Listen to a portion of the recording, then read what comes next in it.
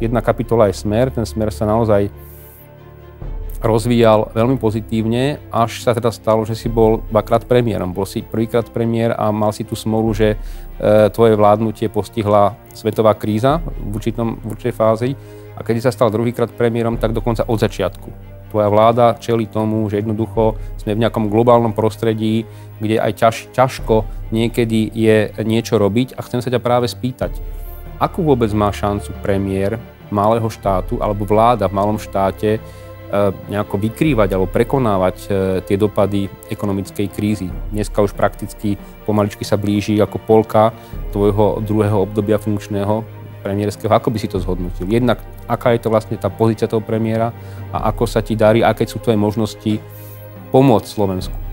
Veľké ponaučenie pre nás je, že môže prežiť aj malá vláda, aj v malej krajine s malým počtom obyvateľov, pokiaľ všetky tieto recepty, ktoré predpisujú väčší a silnejší, aplikujú tak, že berú na zreteľ aj ľudí. Že sa nesprávajú čisto účtovnícky. Pretože, áno, účtovnícky, keby sme sa mali správať, tak povieme, že táto krajina je prebyrokratizovaná a má obrovské množstvo úradníkov a prepustíme 20% úradníkov. Vôbec nás nezaujíma, čo s týmito ľuďmi bude, aké sú ich osudy, pretože aj takto sa dá možno politika robiť, ale s katastrofálnymi dopadmi pre politikov, ktorí okamžite skončia. Ja chcem vždy za každým takýmto rozhodnutím vidieť to, čo niektorí nechcú vidieť. Že v tejto krajine ľudia žijú z nízkych príjmov, v tejto krajine každé euro, ktoré príde do rodinného rozpočtu, je veľmi cenné. A ak aj bude pokračovať nejaké ťažšie obdobie toho boja o dobré verejné financie, o zdravé verejné financie, robme to tak, ako sme to robili najmä posledné 3-4 mesiace. Nebojme sa aj rozmraziť platy, nebojme sa povedať, ideme hore s minimálnou mzdou. Nebojme sa zvýšiť platy, aj keď sa to často týka ľudí vo verejnom sektore.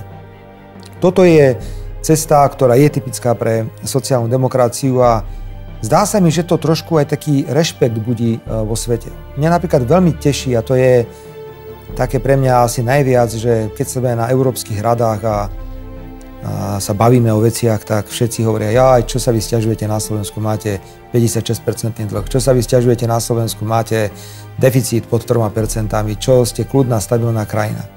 Ja by som k tomu dodal ešte jeden faktor, ktorý sa často na Slovensku podceňuje, ale ten je mimoriadne náročný a to je otázka schopnosti komunikovať s partnermi, pretože ty si to sám videl v poslednom období, čo absolvovali Dušan Čaplovič, Peťo Kažimír, Robo Kaliňák, ale nakoniec aj Zuzka Zvolenská. Hovorím teraz o jednotlivých rezortoch. No a na všetkým tým bol Jano Richter, ktorý je najvýznamnejší partner pre odborárov. Nočné rokovania, také rokovania, aj bolo kriku, aj boli hádky. Myslím, so sociálnymi partnermi. Ale nakoniec to rozhodnutie padlo za stolom a nepadlo niekde na ulici. A preto to je aj také odporúčanie pre každého, kto tu na Slovensku chce byť úspešný v politike, nemôže ignorovať sociálnych partnerov.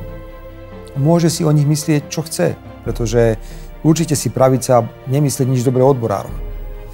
My zase na druhej strane sme ľudia, ktorí sa domnievajú, že podnikateľský sektor nie je na tom až tak strašne zle, ako sa dnes v niektorých médiách hovorí, ale máme povinnosť s týmito ľuďmi hovoriť a všetky rozhodnutia, ktoré sme urobili, boli urobené cez práve tento mechanizmus, takže aj to je pre nás veľké ponaučenie.